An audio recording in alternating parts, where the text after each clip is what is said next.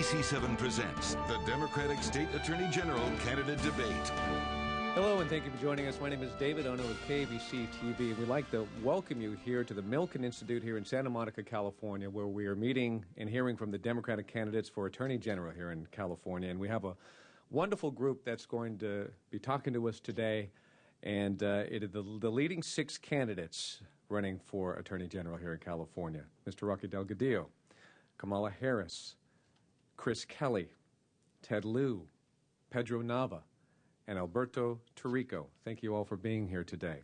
And seated in front of us in our audience are representatives for the League of Women Voters who have helped us in shaping the program's format, and they'll also be assisting us in the timing, so thank you very much for that, sitting right up front so we could all see it clearly. Our special thanks to Manat, Phelps, and Phillips, as well as Stillwater Business Park for helping make this program possible.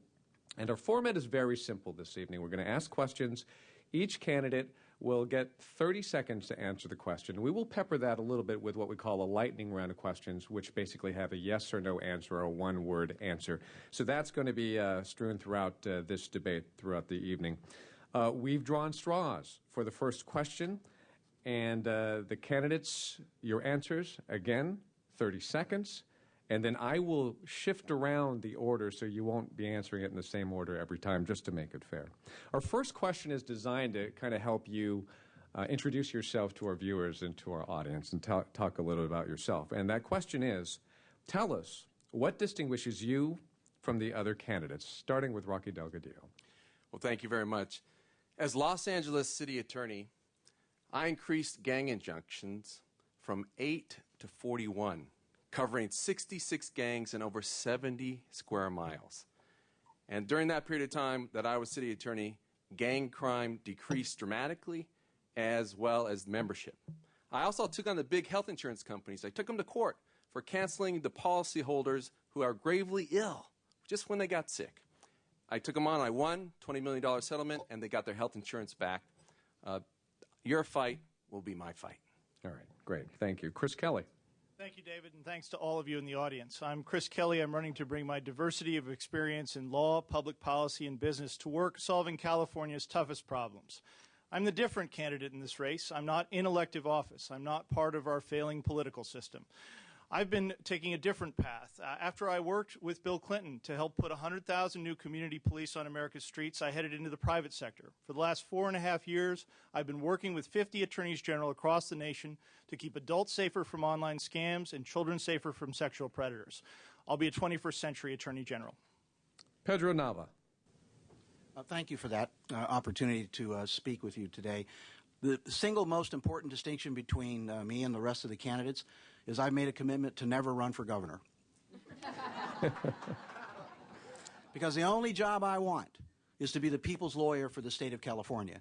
And never for 1 second will I be distracted by future ambition or the desire for future office. This is the only job that I want. I want to be your lawyer. Thank you. Alberto Tarico. Thank you very much. Honored to be here today. Last year, we spent more money on prisons than colleges of the state for the first time in our history, and it's a real shame.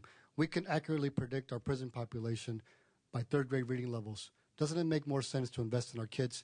The difference between me and my opponents is that I'm going to make education a civil right in California, to make sure all of our kids receive a quality education and to make sure that all of our kids are fostered through optimism and hope in an education, because that way we can make our community safer, we can lower our prison population, and we can make sure that all of our kids meet their promise in California.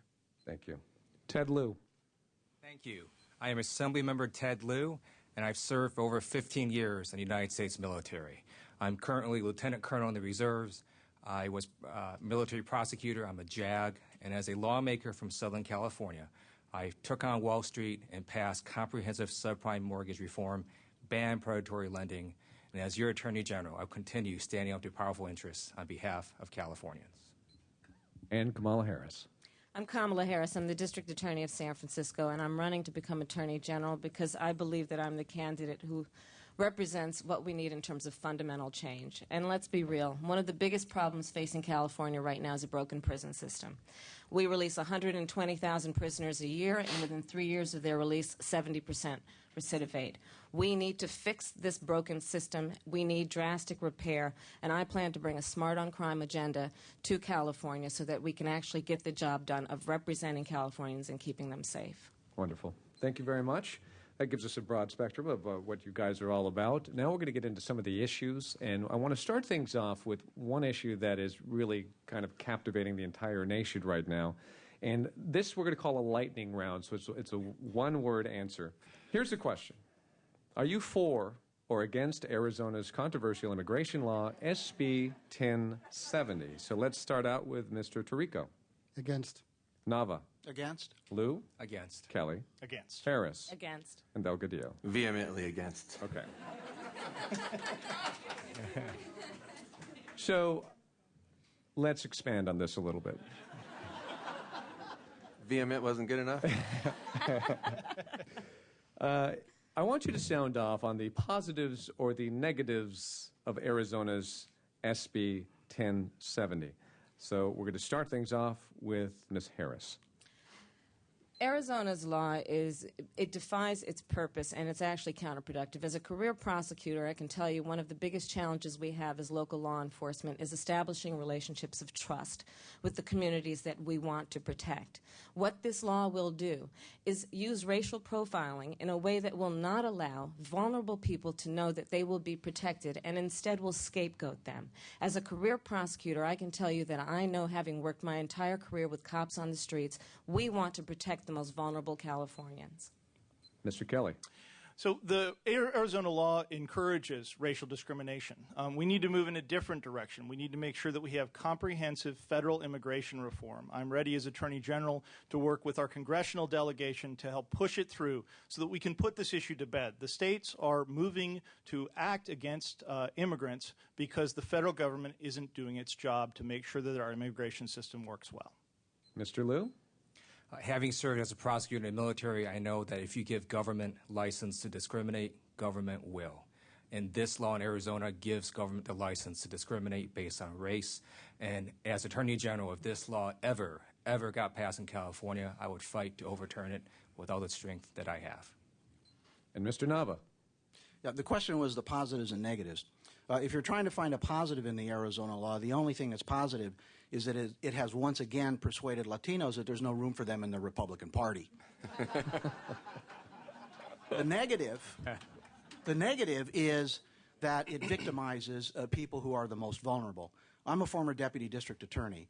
You have to have the cooperation of people in the community to come forward and report crime. How do you think someone would feel if a witness to a crime was deported and justice was then denied? Mr. Tirico.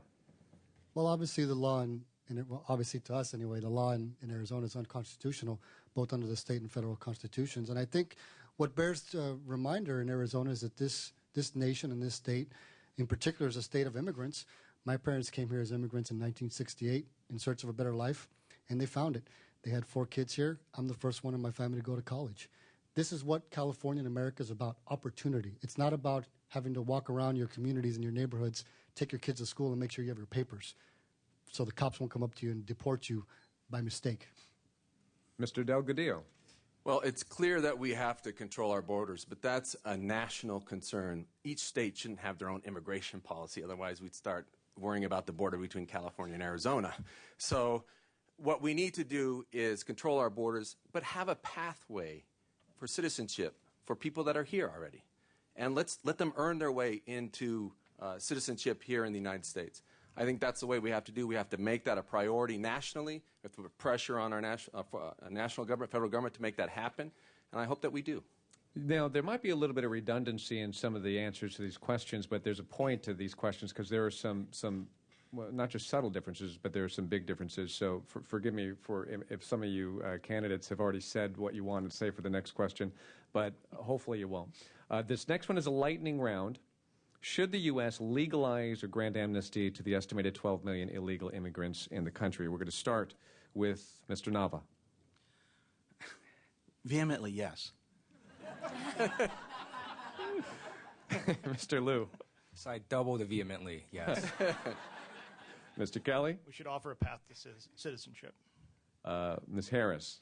Absolutely. We can't be ostriches about this issue. Mr. Delgadillo. Let's let them earn their way to become Americans. And Mr. Tirico. After background checks and applying, and paying their taxes, yes. Okay. Thank you for those one-word answers. Here's the question. What should California do about illegal immigration? Start with Mr. Kelly.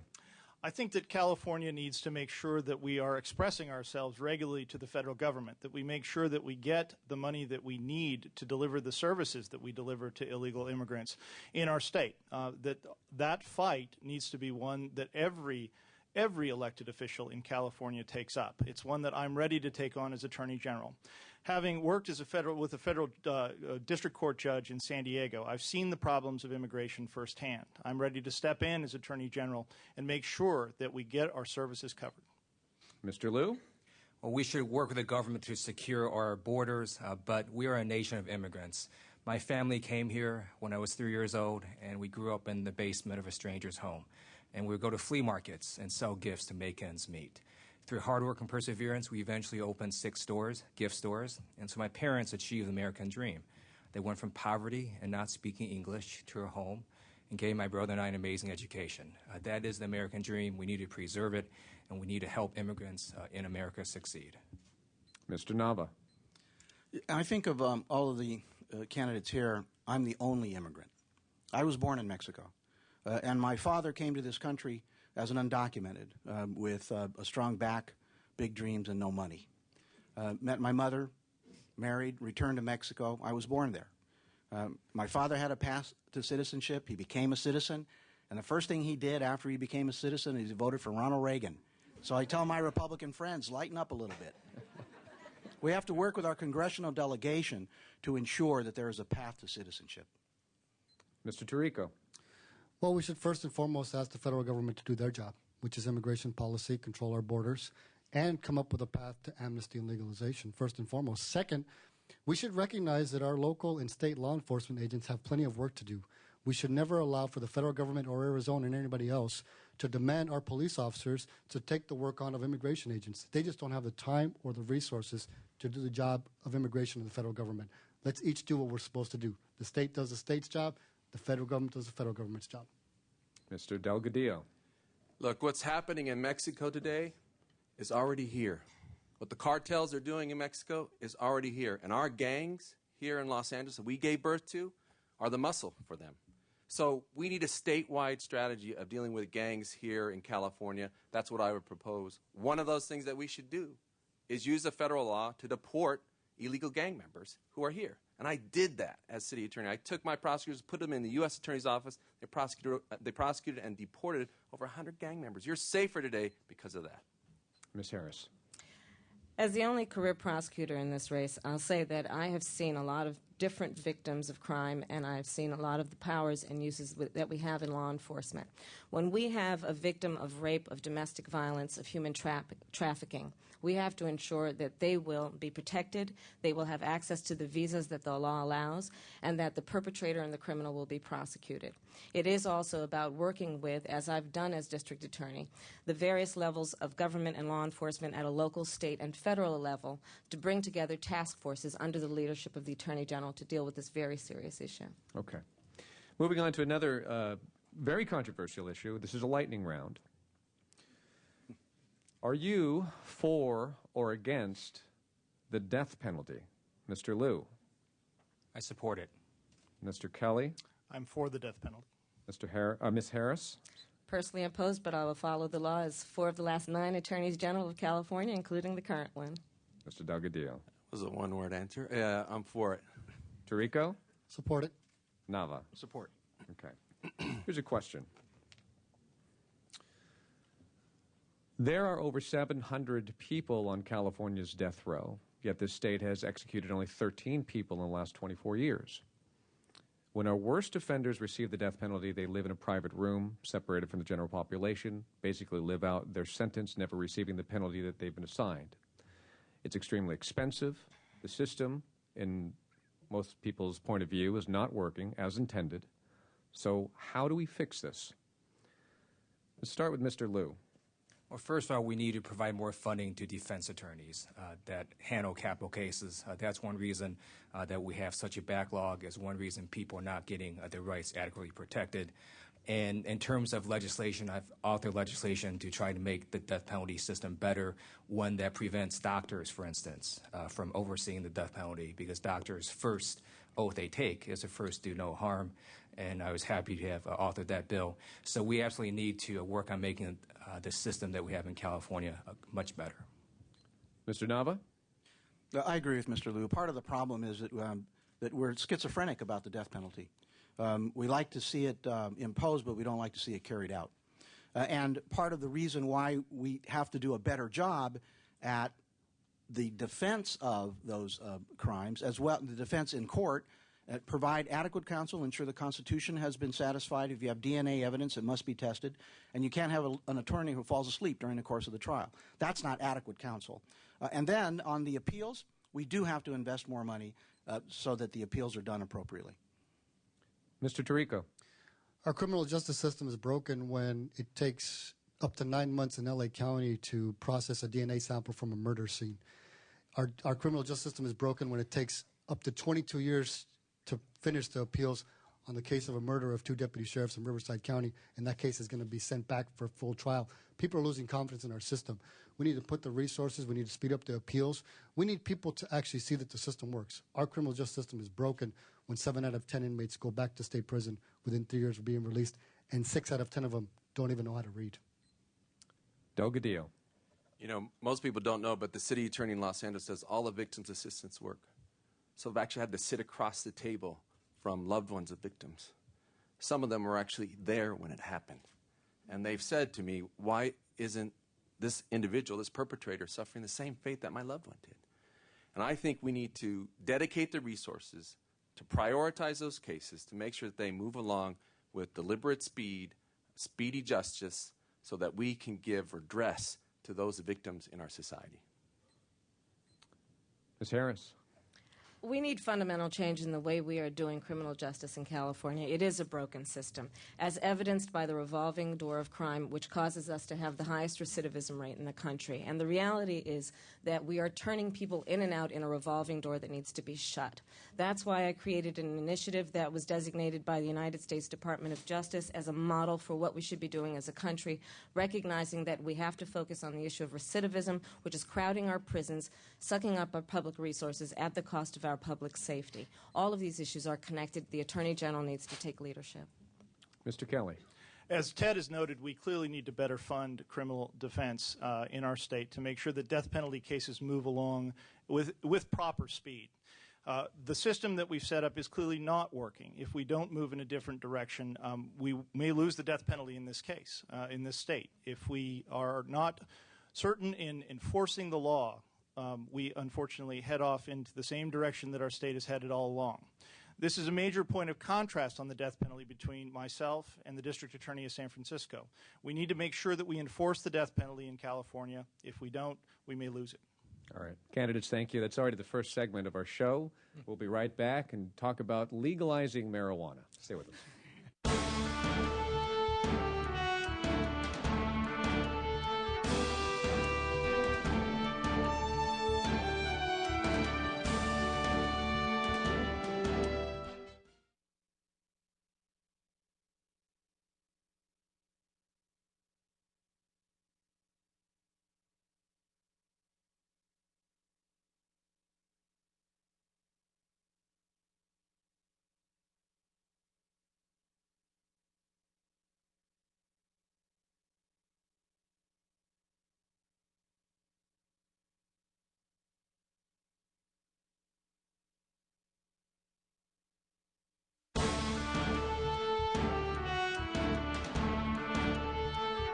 Welcome back to our debate with the Democratic candidates for Attorney General here in California. We're continuing our conversation now with yet another controversial topic. This is a lightning round.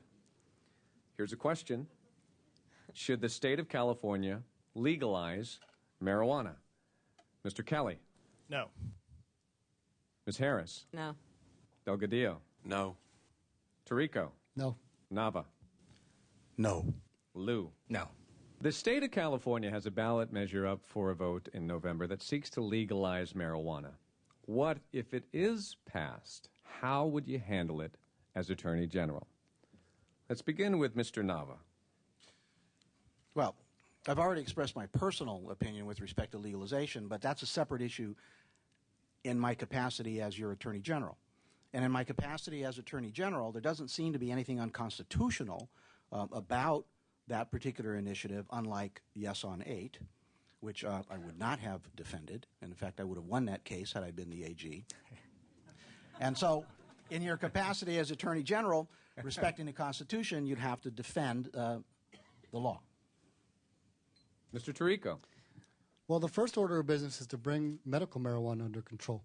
We know today that the medical marijuana field is being overrun by gangs and cartels, that the marijuana that's being sold at these for medicinal purposes is laced with chemicals, carcinogenic in many instances. We know that kids have access to medical marijuana, so let's make sure we have regulations in place that make marijuana use safe, and that we have the regulations. If we're going to collect income from it and we're going to tax it, let's make sure we can maximize that, and let's make sure that it's safe. Delgadillo. Well, it's illegal federally, so it'll be a challenge. And I don't think that we should realize that legalizing marijuana would solve our budget problem or make gangs go away, because that won't happen. I can guarantee that. I've seen it with gangs. Drugs are the majority of their revenues, but shrinking as a percentage. So if we take this away from them, actually they'll still grow. And so I think whenever we make budgetary issues a policy issue, then we make the mistake. And that's what we need to think about with this. Ms. Harris. I am personally in favor of medical marijuana. I've known people who've been very sick and have only benefited from its use. If this law were passed making marijuana legal, we would need to do what we still need to do with the Medicinal Marijuana Initiative, which is have consistency around standards throughout the state. The Attorney General, as the chief law enforcement officer of the state, has the ability and the power to convene local and state law enforcement to create standards to eliminate ambiguity and confusion, which is resulting in a number of issues, including the fact that there's just bad product out there that is being given to sick people, and we have to stop those practices. Mr. Kelly? Rocky has pointed out the number one problem here is that marijuana would still be illegal under federal law. We need to make sure that we're reining in the dispensaries right now. It's amazing to me still that there are more marijuana dispensaries in Los Angeles than there are Starbucks. We really need to move in a different direction on making sure that medicinal marijuana is well regulated before we consider even thinking about heading towards a legalization regime. That's why I oppose legalization. We need to make sure that the Attorney General is ready to regulate. Mr. Liu. I support marijuana for medicinal use, but I oppose having it at your local 7-Eleven where someone can go and buy it. And it's because as a prosecutor, I've prosecuted a lot of cases dealing with drugs, and it's very clear to me that marijuana is often an entryway drug, and the folks that use cocaine and heroin and harder drugs started out with marijuana. Now, if this proposition passed, it would be illegal federally, but the primary enforcer of federal laws is the U.S. Attorney in California, U.S. Attorney's offices, not the State Attorney General. We enforce state laws. Okay. This next issue has been mentioned already by the panel, but this is an opportunity to kind of expand on it. Here's the question. There are reports that gangs in California, particularly near the border of San Diego, and in cities like San Diego and L.A., are becoming more sophisticated in the way that they do business and may even be working with the cartels south of the border, helping them to distribute drugs and gangs. How can you, as California Attorney General, fight this problem? Let's start with Mr. Tarico. Well, I think we have to shut off the pipeline. I was in Fresno a few weeks ago, and I was alarmed to hear from a group of community activists that started a mentorship program for 9-year-olds. They asked the kids, what do you want to be when you grow up? The number one answer was gang member. If our kids are growing up and they want to be gang members, we have a real problem. Why don't we deal with our kids when they're younger? That's why I'm fighting for universal preschool. That's why education is the benchmark and hallmark of my campaign, because it's time for us to invest in education for all our kids and elevate education to the status of a civil right so we don't have to keep letting our kids fall prey to the gangs. Mr. Delgadillo? Look, police officers around the state used to come up to me and say, whatever you're doing in L.A., stop it because you're sending them here. And we need a statewide strategy just like that, using gang injunctions, suing the gangs for damages. I started that here in the state. Taking a civil strategy, taking out their headquarters all across the state so that we push them out of California and maybe to Arizona. Ms. Harris. As a career prosecutor, I've personally prosecuted homicide cases, and I've prosecuted gun cases, and I've prosecuted gang cases. And I can tell you that they are equally serious in terms of the havoc they wreak on a community. And the Attorney General has in her power and as a responsibility to convene local, state, and federal task forces such as those that I've done as DA of San Francisco around addressing these issues. I created a gun policy in my office, and we increased the gun conviction rate from 43% to over 90%. When I created that policy, some said, why? I said, guns kill. We have to take these crimes seriously and take them seriously in a way that creates consequence. Mr. Kelly? I'd first encourage you all to look at my comprehensive anti-gang plan on my website at kelly2010.com. But I want to say a couple of words about one critical thing we can do in deploying technology better to fight gangs. We need to track them more effectively. We need to use innovative technology like cell phone jammers to keep those imprisoned gang members from communicating with their cronies on the streets. As your Attorney General, I'll aggressively fight the gangs and make sure that we build a safer California. Mr. Liu? One of the best tools we have in California are the drug enforcement task forces that are run out of the Attorney General's office. Last year, I was the only elected official to stand up and fight for those task forces. They were getting a $20 million proposed cut in the state budget. I went to the Speaker, I went to other lawmakers and said, we cannot cut these task forces because we do have a gang problem, we have a drug problem. And as the only elected official from LA County, it was very clear to me we had to do something to stop these gangs and these drugs, and that's why we were able to reverse that cut. Mr. Nava? When I was in Fresno County as a deputy district attorney, I was responsible for the targeted narcotics program. Vertical prosecution starting from the time an individual was a suspect, search warrant, arrest warrant, preliminary hearing, trial, sentencing, and then go stand on the corner and wave bye-bye as the bus takes them away. You have to treat gangs as though they were the equivalent of America's Al-Qaeda. You have to pursue them, you have to wipe them out, you have to treat them as though they were vermin, because they are. Because they will infect your communities and they will suck the life out of the places where you live and love. So of course you have to work with young people to help them, bring them along, but then the bad guys, you just got to beat them up. Next question is something that's in the news in the last few days. When our kids are chronically truant from school, should their parents be punished or even prosecuted? Let's start with Mr. Delgadillo. Well, I started Operation Bright Future back in 2001, I believe. I prosecuted over 25,000 parents. But guess what? Only 30 of them actually got a sentence. And it was a year's worth of parenting classes, because that's what they needed. But when they got that letter from me that said, you're going to jail unless your kid's in school, they were there the next day. And gang membership decreased. My gang prosecutor told me that never met a gang member who wasn't first a truant.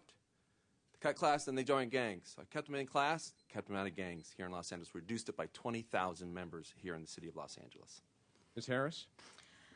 I did an assessment of who the homicide victims were of the cases that we were prosecuting, homicide cases, and found that 94% of those victims were high school dropouts. And then I realized that a number of those high school dropouts had first been elementary school truants. So I started a truancy initiative that is now considered a model around making sure that we will get those children in school by understanding the leverage we have with the carrot and stick to also threaten prosecution of parents. As Attorney General, it would be one of my major areas of focus to show the direct connection between public safety and public education and the need to see the seriousness of that issue. Mr. Kelly? It's clear that we have to have prosecution as one option in this area, but we need to make sure that we have a comprehensive strategy to reconnect students with their communities and parents with their schools. This is something that I've seen as a board member of an alternative middle school in East Palo Alto, working for the last 6 years to make sure that kids don't head towards gangs and drugs. If we don't have a comprehensive strategy, one of the reasons I want to revitalize the Prevention and Rehabilitation Office in the Attorney General's office, we won't succeed. Mr. Liu? I would support civil actions, but I would absolutely oppose putting parents in jail. We have a prison overcrowding problem. We have a jail overcrowding problem. They should be reserved for violent, serious offenders, not parents. And I absolutely oppose putting a parent in jail just because their kids miss school. And I don't see how that actually makes a kid go to school if your parent is now sitting in jail or if they're a single parent. To me, is way out of proportion to the actual misconduct that's going on. Mr. Nava. I agree with Ted. It was some years ago. I was at a donut shop, and there was a young man behind the counter asked me, ¿Qué es su trabajo? What is your job? So I, sort of stood up straight, and I said, Soy abogado. I'm a lawyer. He just looked at me and he said, ¿Qué es su otro trabajo? What's your other job? So as we talk about truancy and parents and accountability, let's keep in mind that for low-income families, you may have a mother and a father both working 2 jobs. And you may have a 13-year-old sister who's responsible for all the kids in the house. So before we start thinking about slamming people up in jail, let's offer them some support. Mr. Tirico. Yeah, what we really need is a new social contract, a new social compact in California. I discovered recently that there are some great inequities in our California school system. In Monterey County, for example, there's one school district that gets $47,000 per student. In the same school district, there's another area that gets $7,000. We cannot have in California, 60 years after Mendez and 50 years after Brown versus Board of Education, a separate and unequal school system. That's why I talk about education as a civil right, because all of our kids deserve a world-class education. Shouldn't depend on what zip code you're born in. Every kid deserves a chance. Thank you. Next question. In today's desperate budget times, how do you feel about early release of prisoners? Ms. Harris? The issue of early release of prisoners would only be dealing with a symptom of the problem and not the problem. The problem is we have an overcrowding issue because we have a revolving door in California's criminal justice system, and it needs to be shut. The recidivism issue is one of our most pressing issues in the California state budget. The Department of Corrections occupies a $10 billion slice. I have created an initiative, Back on Track, which has been designated by the United States Department of Justice as a model for this country around what we should do around innovation and change and repair. Mr. Kelly. We need to make sure that we're not turning convicted felons out onto California streets. That's been one of the Sacramento solutions that we've seen all along. We need to move in a different direction and, of course, have comprehensive, real prison reform. Among these candidates, I led an online petition early to fight early release, to make sure that that prisoners would not be turned out on the streets. We found out what happened when the early release bill that passed took effect. 500 supposedly nonviolent, non-serious offenders were released from Sacramento County Jail. It only took 12 hours for one of them to be apprehended for attempted rape. We need to move in a different direction. Mr. Liu? We absolutely need to reduce recidivism, and the best way to do that is to increase rehabilitation programs. That's why I voted against the prison legislation last year, because we ended up cutting $250 million, eliminating 800 vocational teachers out of state prison. That makes no sense. And I have continuously fought for additional rehabilitation funding. I recently sent a letter to the budget chair, to the speaker, asking for a reinstatement of this funding, because you can't just reduce recidivism by saying so. You got to take actions to bring funding to those teachers in prison. Mr. Nava. I voted against the early release provisions that were in front of the legislature last year because it wasn't honest. Many of you heard that we were talking about nonviolent, non-serious offenses. Well, let me give you an example of some of those. Burning a cross on an African American's lawn, painting a swastika on a garage door of the home of a Jewish person, driving while under the influence of alcohol resulting in death or injury, using children to obtain marijuana, pimping and pandering. That doesn't satisfy my definition of non-serious nonviolent. So as soon as we can use the English language the right way, maybe we'll get an answer. Mr. Tirico. When we all grow up and when we raise our kids, there's 2 rules at our houses. You either work or you study. When you go to prison, you have a lot of options. A, do nothing and get out in half your time. B, work out. C, get a tattoo. D, get a master's degree in criminology. If we're serious about reducing the recidivism rate, let's require rehabilitation. Let's make inmates earn early release. Let's make them enroll in a class, learn a skill, work, or do drug and alcohol rehabilitation. If you don't do any of those things, guess what? Do every minute of every day of your sentence, or else you're not going to get out a minute early. Delgadillo. You know, to deal with our overcrowded prison system, you know what we have to do is stop the flow in. And we can do that. I put prosecutors on campuses here in Los Angeles. I put a prosecutor on Markham Middle School in Watts. Not to prosecute crime, but to prevent crime. And you know what happened? Graduation rates went up, test scores went up, and gang crime decreased dramatically. Actually, Chief Bratton actually moved some of the officers out because he didn't need them. If we just focus on our schools, we'll stop the flow into our prisons, and then we've got a finite problem, and we can deal with it. Let's move to the environment quickly. This question: various industries in California are or can be especially harmful to our citizens' health, such as oil refineries, shipping. What role should the Attorney General play in prosecuting these businesses? Let's start with Mr. Kelly. We have a variety of statutes in place to protect our citizens, and the Attorney General's office needs to lead in prosecuting polluters and other environmental violators. We need to make sure that we are moving to the next generation of issues in the environment as well, the challenges of offshore oil drilling, as we've seen in the Gulf, and protection of AB 32, the greenhouse gases, which can threaten our entire environment. But obviously, there are a number of challenges that the Attorney General's office should be stepping in if there are oil spills or other contaminants flowing onto California lands. I'm ready to do that. Mr. Liu? I'm proud to be a co-author of Assembly Bill 32, the landmark Global Warming Reduction Act. I believe global warming is the single greatest threat facing California and our nation. As Attorney General, I would actively prosecute companies that violate that law. I would actively fight against the current proposition that wants to overturn that law. Because the Attorney General's office, if you're an environmentalist, this is the single most important office for you. Every environmental law the Attorney General enforces or not. And that's why we absolutely need to have a Democrat in this office in November. Mr. Nava? Yeah, I think it's going to be hard to find anybody who wasn't a co-author of AB 32. I was also. But I've also served for 8 years on the California Coastal Commission, protecting the coast, where I received the highest resource vote of any of the members of the Coastal Commission for the entire time that I was there.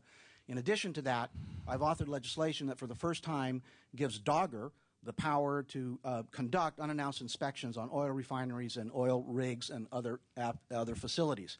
I also led the fight in the legislature to kill the governor's proposal to open up the California coastline to new drilling. That's why you should vote for Pedro. Mr. Tirico?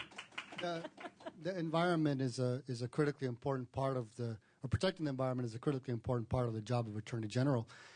What I think it highlights is the issue of corporate accountability.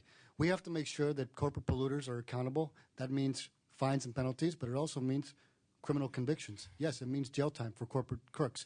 We also need to make sure that we're protecting our kids. That's why I passed legislation to severely restrict the use of pesticides in preschools. We didn't have that before. We need to make sure that our kids are growing up in safe environments in their schools and that they're breathing clean air. The job of Attorney General is to be the champion of the environment. Mr. Delgadillo? Many of you know that I took prosecutors out of my office and put them in the neighborhoods to bring government closer to the people. They discovered at 28th Street Elementary School there was a high incidence of asthma. So instead of sending in more nurses, we went across the street and discovered that there was a chrome plater there who was dumping cyanide into the alley. We prosecuted him, shut him down. I have the largest environmental justice unit in the state, larger than the Attorney General's office. They have one. But I would have a large one in the Attorney General's office that would coordinate with all local prosecutors and bring environmental justice to this state. Ms. Harris? I run one of the largest public law offices in the state of California. When I was first elected back in 2004, I created an environmental justice unit, and we have been prosecuting as criminals people who dump in our waters and pollute our air. I have also been endorsed by the League of Conservation Voters, and I believe it is because of my track record as a career prosecutor doing this work. I have also led the charge in this race to say that all Attorney General candidates should take a strong position in opposition to the Texas oil companies who are trying to buy off California and oppose AB 32.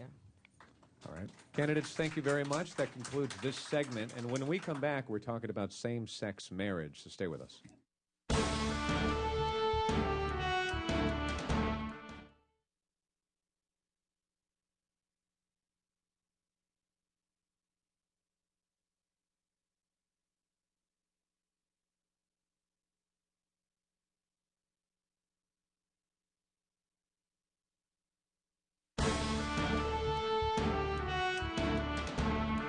Welcome back as we continue our debate with the Democratic candidates for Attorney General here in California. We're going to start this segment off with a lightning round question. Here's a question. Are you for or against same-sex marriage? Mr. Kelly? For. Harris? For. Delgadillo? For, and I filed against Prop 8 the day after it was passed. Tirico? For. Nava? For. Liu? 4. Here's a question. And, you know, since you're all in agreement, let's see how creative you are with your answer. But doesn't Rocky lose points for using so many words? Here we go. Our current California Attorney General, Jerry Brown, wrote last year, quote, I believe the court should strike down Prop 8 because it unconstitutionally discriminates against same-sex couples and deprives them of the fundamental right to marry, unquote. Do you agree or disagree with this statement, and why? Let's start with Mr. Liu. I agree, and I can sum this up in a very simple word. It's the word love. My wife, Betty, is the love of my life, and it's deeply offensive to me that someone else cannot marry the love of their life simply because of gender. And we are an amazing state and one of the best countries the world has ever seen, and we should not discriminate against you based on who you happen to love. And I'm absolutely 100% for gay marriage, and one day we will see it in California, and I look forward to the day that my 2 children will see that. Mr. Nava. Yeah, I agree with what the Attorney General said. I contributed money to the No on 8. I campaigned No on 8, and I voted No on 8. And my sense of it is no one can tell you who to fall in love with.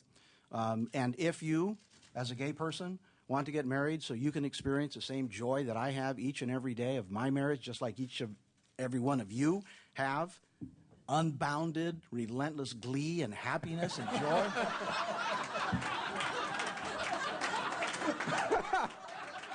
And more power to you.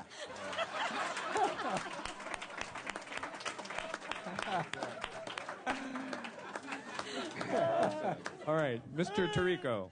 When I'm Attorney General, the initiative process will never be used to take away people's fundamental rights, a civil right, and marriage is one of those. And the things they're doing in Arizona is in the same ballgame. We can never allow the political process, initiative process, the so-called popular vote, take away fundamental rights from any citizen of this state or this country. Mr. Delgadillo. I believe that the mob mentality took away fundamental rights, or tried to take away fundamental rights from residents of the state of California. And so I filed the day after it passed. The only one here who did that, filed against Prop 8. And I'll fight strenuously as Attorney General to make sure that the right to love who you want is your right, a fundamental right for every Californian. Ms. Harris. You know, in so many ways, we're facing an embarrassment of riches in terms of the Democratic candidates for Attorney General. I agree with everything that's been said. And I know, as the chief law enforcement officer of a major city in this country, that the power that one has in leading these offices is also about what we swear in terms of the oath we take to protect and defend the Constitution of the United States and the Constitution of the state of California. Jerry Brown was absolutely right to do what he has done. And I know, as a career prosecutor, that it is also about making sure that the most vulnerable among us are not scapegoated but are protected. Mr. Kelly. I don't think I'm going to be able to top Pedro in terms of my enthusiasm about my wonderful marriage to my wife, Jennifer, who joins us tonight. But she knows how wonderful we are. And we're strong fighters for marriage equality. We believe how important it is to make sure that we integrate gays and lesbians into the California and American families. It is critical, is perhaps the leading civil rights issue of our age. If we don't stand up and make sure that we fully integrate gay people into our communities, we will be less as Americans and as Californians. All right. The next question here is something that's been in the news a couple of months. I find it very interesting, and here it is. Former vice presidential candidate Sarah Palin has found herself embroiled in controversy when she accepted a speaking engagement at Cal State University Stanislaus. The engagement garnered heated criticism when the Cal State University refused to divulge the cost and the details of this agreement, and now there's accusations of documents being dumped. Attorney General Jerry Brown has launched an inquiry. If you were Attorney General, how important do you think it is to get to the bottom of this issue? Let's start with Mr. Nava. Let me check my hand.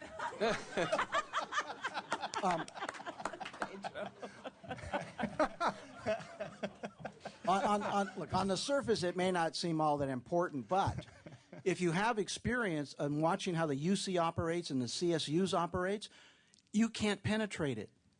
It's opaque. It is the opposite of transparent. So the issue for Sarah Palin isn't so much the money. It is whether or not the taxpayers of this state have a right to understand how money is spent in their universities, where the money goes, and how it's wasted. Mr. Tirico. The job of Attorney General is to seek transparency in government. That goes for the UC system, the CSU system. It goes for local elected officials. Sometimes DAs or city attorneys don't have the political courage or will to go after their local elected officials. That's when the Attorney General comes in and says, no more. Open up the books. Let's shine some light in here, and let's figure out how much your bottle of water costs, what your first-class ticket costs, and how much your engagement fee is.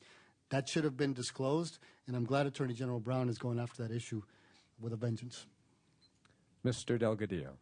Well, I agree. We should have gone in and looked at the books, and as Pedro pointed out, looked at the hands as well to see what Ms. Palin was getting paid and by who, and for how much and for what. This is not the time to be wasting government resources, and so we have to do all we can to protect them. They're precious to us, so that our kids have a bright future and have a future to rely on. We need to provide every ounce of energy and resources to our kids so that they have a future here in California. Ms. Harris. When I was first elected district attorney, I created a public integrity unit because I realized that there are people who are in a position of trust who violate that trust. And unfortunately, I've had to prosecute in my tenure elected people and people who hold positions of trust. The reality of it is that when that trust is violated and public resources, which are so precious in a state that is on the verge of bankruptcy, the Attorney General should do what Jerry Brown did, and I completely support it. Mr. Kelly.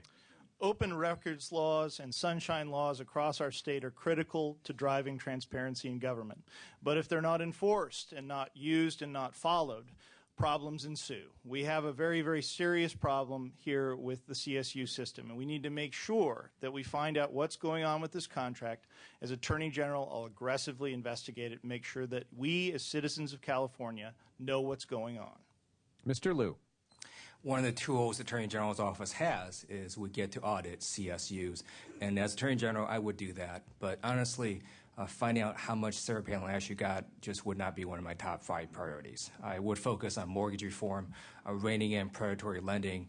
I'd focus on reducing recidivism. I would focus on making sure that our strong environmental laws are adequately enforced in California.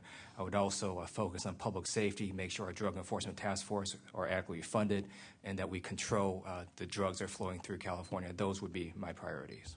Okay. Another question here, an administrative question. The Attorney General's office is huge. Jerry Brown had to streamline the office and cut 750 positions out of his 5,000. If more budget cuts come and you have to cut further, what gives you the qualifications to handle the task properly? Let's start with Mr. Tirico. Well, I've had the great honor of serving in the legislature for the last 5 years. The last 2 as the majority leader, which is a little bit like being the captain of the Titanic. I understand. But it has given me a front row seat for some of our state's biggest challenges. Our ongoing budget deficit, the recession, the fact that we spend more money on prisons than colleges last year for the first time, the fact that 250,000 students will be turned away from the UC, the CSU, and the community colleges. We have some real challenges, and we have to make some tough choices. But what it should be our priority, certainly public safety, but I'll say it again, educating our young people and keeping them out of trouble first. Mr. Delgadillo. I've run a large law office. I'm the only one running a large law office like the Attorney General's office. The closest person to me is Kamala Harris, who's run an office of over 200 people. I ran an office of over 1,000. Did civil and criminal both. I dealt with a recession after 9/11 here in Los Angeles, and I figured out a way not only to bring money into the coffers, I made money for the city. And I would do that as Attorney General, but I also restructured the office so it was more efficient, provided more services. That's what I would do as Attorney General, and I think I could do that for you as your next Attorney General here in California. Ms. Harris? Having run a major public law office in this state, I have been in office during very difficult budget times, and there's no question that we have to make very, very difficult choices.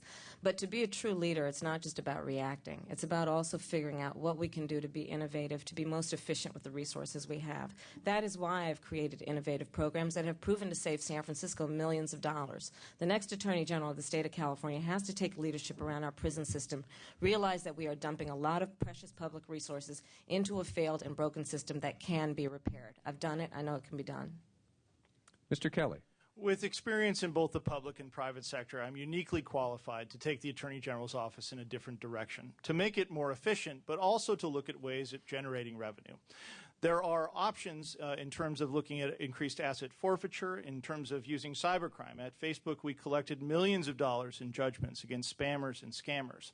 One of the ways that we might lead a cybercrime unit to pay for itself. We need creativity. We need the discipline of the private sector to help reform our broken government. Mr. Liu. You asked a great question, Mr. Ono, and it points out to the fact that the Attorney General's office is not an extension of the City Attorney's office or the DA's office. It is very different. We do relatively few criminal prosecutions. We're basically defending on appeal the prosecutions that have already happened.